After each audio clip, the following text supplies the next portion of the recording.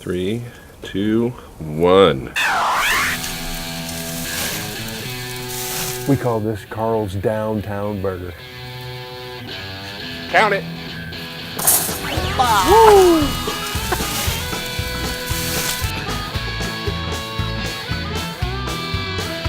Notice anything different about me today? No, not really. Michael and Karl. Tiger prawns. Two regular guys who just love grilling. When you add sugar to fat, you get happiness. No offense. They're not experts, You know what I can never do with charcoal is open the f***ing bag. You are something special. Burgers! but with the help of chefs and butchers, This is, the eye of the ribeye right here. they're learning fast. And becoming masters of backyard mayhem.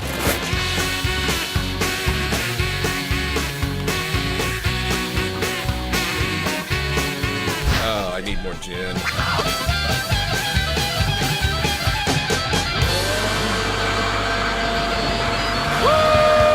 Welcome to Grill Baby Grill.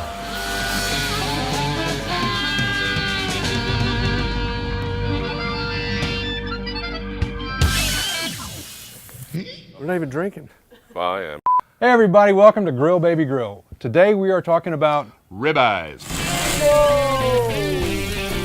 Grill Baby Grill is all about taking a single dish and educating the viewer on everything there is to know about it. So if you're watching this show, you're going to know where that food came from, how to prepare it, how to grill it, and what beer goes with it. Beef ribeye steaks, my all-time favorite dish. How do you know what a ribeye really is? I have no idea what a ribeye steak. Are you drunk? He's drunk. Carl is as bad a television host as me. You just say ribeye, okay? Okay, ribeye. You guys rolling? Maybe worse. Hold on, let me get the laughter out really quick because this is ridiculous. Oh, that's just terrible. No, because now we got a hole. Well, I get a hole. That's easy. Tonight we're cooking ribeyes. Of all the beef cuts, ribeyes are absolutely my favorite because of all the marbling and good flavor. I've really never cooked anything. Rolling? You know, I cook them.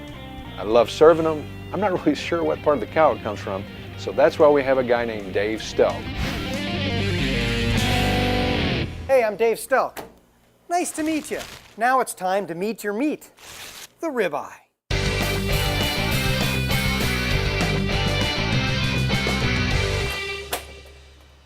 Wow.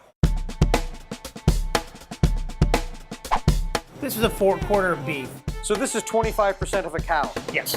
If anyone knows his way around a cow, it's Ed Lawrence. I'm the 5th generation of it. His family's meat market has been open for 125 years. The meat business has been really good to us.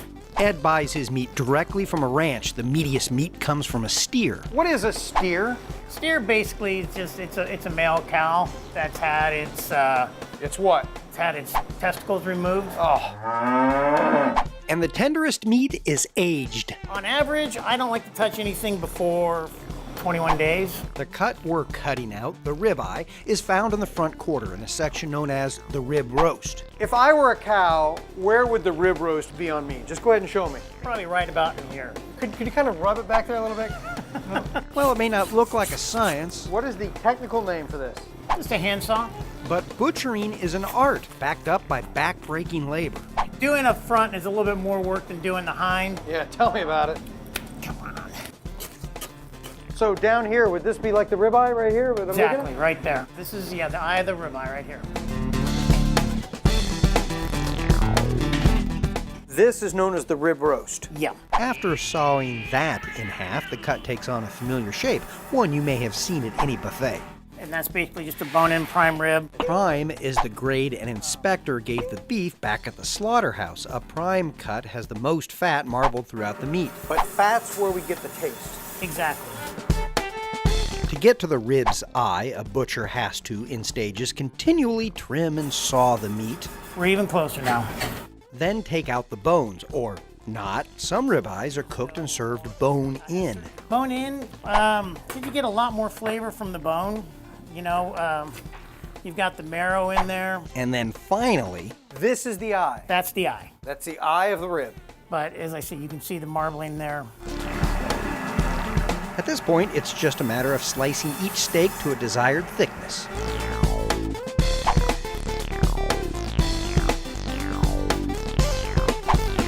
Okay, now here are some helpful hints from our butcher, Ed, things he looks for when buying a ribeye. First off, how does the store or meat counter smell when he walks up to it? If it smells funny or, yes, even fishy, literally, go somewhere else. The darker colored steaks are what he looks for. Those are the ones aged the most. Finally, he looks for a ribeye with some decent marbling or fat evenly distributed inside the meat muscle. That's what makes it tasty. And there you have it, the ribeye. Eat your heart out, Michael and Carl. Welcome back to Go Baby Grill. Yeah, I got that part. Ribeyes. Thanks, Dave. Michael, we're standing in front of a pretty significant grill here. Tell me all about it. So my first Kamado grill was a big green egg. There are a lot of big green eggs out there, and they're great. But when I found out about the Kamado, a guy named Dennis Linkletter sent us one. This thing is the Ferrari of Kamado grills. It does everything a big green egg does, but it does it better, faster, and more efficiently. Everything you cook on it makes you a hero.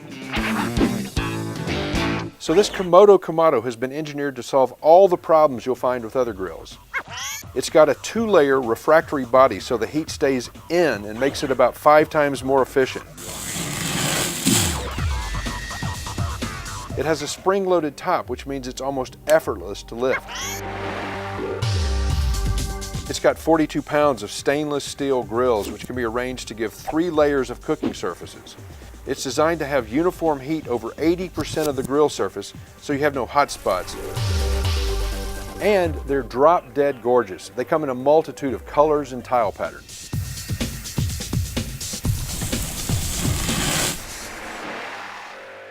I am putting Kinder's local barbecue sauce. You're all over me. I can't. That is delicious. Why is Michael the host of this show? Because he speaks with a southern accent. Ooh, doggy. Some of his phrases I don't understand. Suck that through your teeth, see if it's got any knots in it. That's weird, but I'll go with it. Ask me how to prep a ribeye. How do you prep a ribeye? I don't know. Can we go where?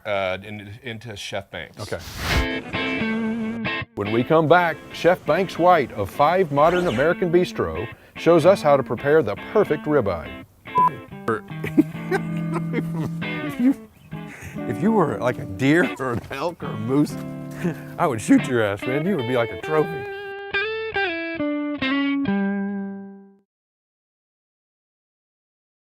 Two flies land on a pile of shit. One of them farts, and one says, "Hey, I'm eating." Hey, I'm eating. Yeah, that's funny.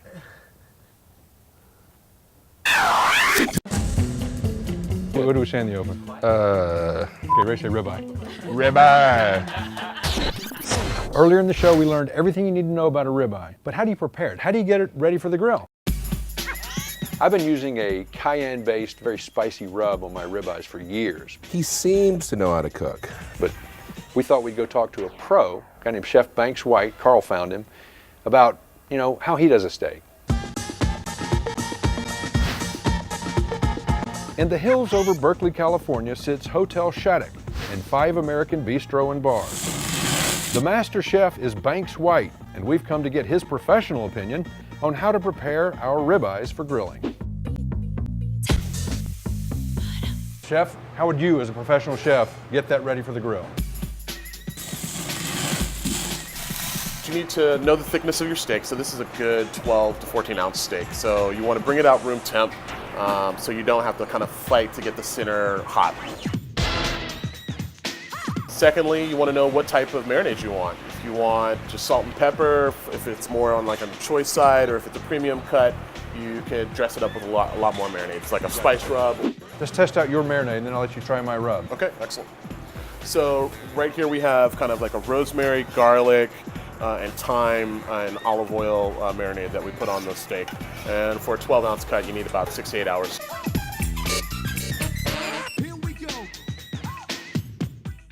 And then right before you grill it, you always salt and pepper it. So you would never salt and pepper the steak before, like in the marinating process. Why It's is that? gonna start, well, the salt is going to start to cook the steak, right? So you want to season it right before it goes on. Now this is something that I made up. I call it 3 peppers and a salt. Woo! It's cayenne pepper, Yeah, that's it. it's black pepper, it's white pepper, and it's sea salt. That's a spicy rub. So yeah. The world is full of backyard barbecuers and grillers who really don't know what they're doing, and we are 2 of them. Experts. I would definitely not call us experts. Just press it just like that, and you're good to go. You're welcome to steal that recipe, by the way. Absolutely. It's pretty spicy. How do you like yours? I like mid rare. Yeah. You gotta go rare, right? Yeah. I mean, if you think you don't like rare, you need to You gotta try rare. it. You gotta try it. This show is about finding pros, people who know what they're doing, and teaching us all how to grill better. How do you test the doneness? So rare is right here. Ooh, okay. And then you point, that's medium Got my rare. eyes closed, so That's medium medium rare. rare. Okay. And then half of a fist is medium well. Oh, that's horrible. And then this is well done. Oh, wasted meat. Eat a peanut butter and jelly. Good God. Let me feel it rare again. Just a little more. Perfect. That is nice. So nice. All right. Enough touching there. Chef, thank you so much. Absolutely. Thank you. Come see Chef at his restaurant. Back at the ranch, it's time to get our grill ready for cooking. Thanks. Wow, you blew thanks. For cooking a ribeye, we're gonna want big heat. We got it up to about 400 degrees right now. And You what do we? hold You're a good guy. What do we need to get it to? We need to get up to about 600-700. The hotter the better for the way we're gonna cook these ribeyes. There will be no low and slow on this cook. We're going for hit and run at maximum heat. When we come back, the king of all beer talk, Justin Crossley, brings his choices for pairing with a ribeye. Have you seen me do my moose impression? No. Watch.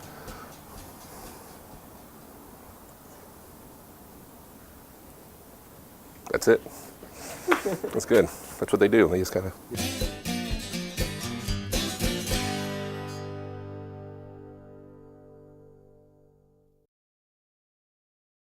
That's what we call flying burgers.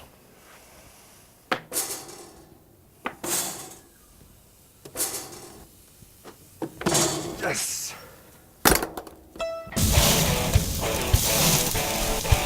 Welcome back to Grill Baby Grill. It's all about ribeyes. I like that, was good. Yeah, I'll do it again.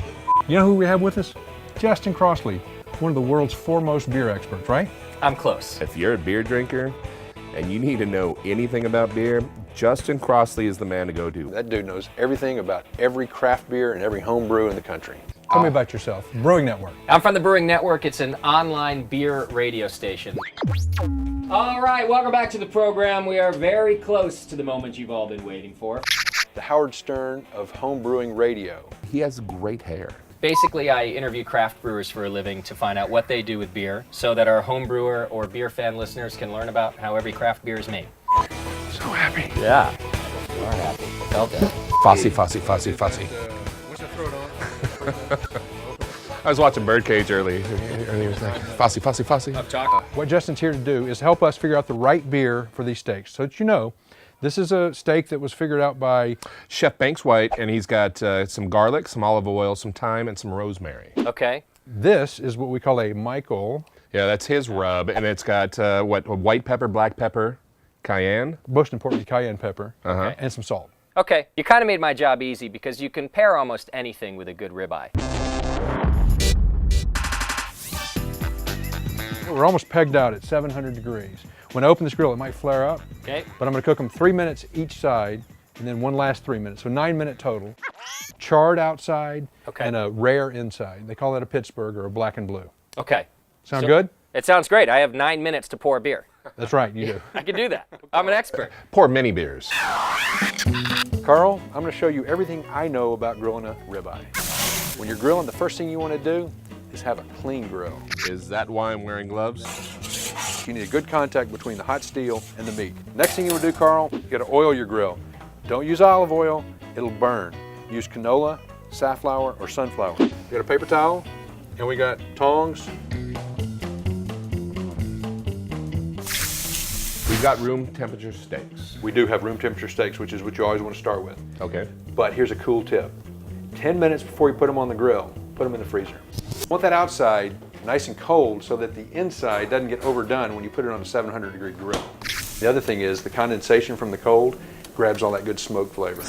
Want to dance? Soaked hickory. Give me that big piece. It's going to be a bunch of blue smoke come out. Don't throw your steaks on that blue smoke because it's creosote. It'll taste like licking a telephone pole. You kind of see the blue in there? Yeah, I guess I do. You don't want that blue. You want it to be translucent. Okay. That's a big word, translucent. I'm not good with big words. Translucent. Watch this. That is a searing steak. Woo! Those are some fancy grill marks, though. You know what? Yes, they look great. Look at that smoke. Not in my eyes. I see that they're going this way, so I'm going to put them down on the new part of the grill that way.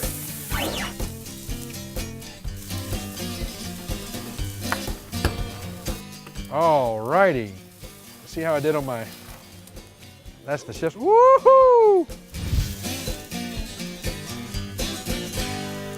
Our ribeyes are done. They are done, and hopefully they're not overdone. I want you to cut into that right now. Got it. Cayenne one first. I went classic and local, but a new style of beer. Anchor Steam Brewing Company, been in San Francisco for, oh gosh, longer than you can imagine, Carl. So they've got this new beer out. It's a little bit on the hoppier side, but it's still a refreshing California lager, it's called. Okay. Made right here in San Francisco. It's gonna help reduce the heat of that cayenne pepper just a little bit. Well, Michael brings the meat, Justin brings the beer, I bring the personality and the great face. What else do you need? That's good, all right? Eat that steak, because you got to eat first, and then you're going to wash it down second. I should give you the moment to enjoy your day's work. We cut into mine first, but my God. Tell you the truth, I didn't know what you meant by cut through it, but I get it now. It cleanses the pellets. You know, in part, just the science of carbonation does that. So almost anything with a little carbonation is going to help that. Carbonic acid, it's called, it helps to clear things away. But this particular beer, it's really crisp, it's really clean, and it's not going to interfere with all that rub that you put. And that's what you don't want to do. You don't want to bring in a beer that's going to ruin all that work you did. Right. You want to just move it aside and get ready for the next bite. By the time we got those steaks cooked and Justin was giving us beer, I was hammered. Yeah, I was pretty smashed. Let's talk about Chef Banks' white steak. Okay, so this is the one that you told me is heavy on the oils and garlic. It's olive oil, garlic, thyme, and rosemary. All right, chug your beers, because I need those empty glasses to get something else in here. With this particular thing, what we want to do is be able to peel those oils off of your palate, right, so that your next bite, again, tastes as good as your first bite. And one of the best ways to do that is to add some super hoppy beer. I love Justin. Everything he paired with our meat was great. He'll give you the shirt off his back. He is smart, fun, and he always brings beer. So I brought Lagunitas Hop Stupid, and it's literally called Hop Stupid because there's a stupid amount of hops in it. And this is something with the bitterness that brings. There's also some fresh herbal characters that come out of hops that are gonna go with all that rosemary and thyme that you put on there. Look at that. That used to look like a steak. Now it looks like an accident. Oh my God. Carl's used to just ripping with his hands. I usually still don't do that. I usually don't use a fork and a knife. Grilling with Sasquatch. But I gotta say that the pairing of Hop Stupid and the herbal character of that steak, it's a better beer pairing, I think. Justin, how do they find you? TheBrewingNetwork.com. Well, that's it. I think we've learned everything you can about a ribeye today. We learned where it came from, how it got here, how to prepare it, and what to drink with it. What more can you need? Next time you barbecue a ribeye, I think you're gonna be a little better at it. Thanks for joining us. We'll see you next week. Grill, baby, grill. Woo! Cheers, gentlemen.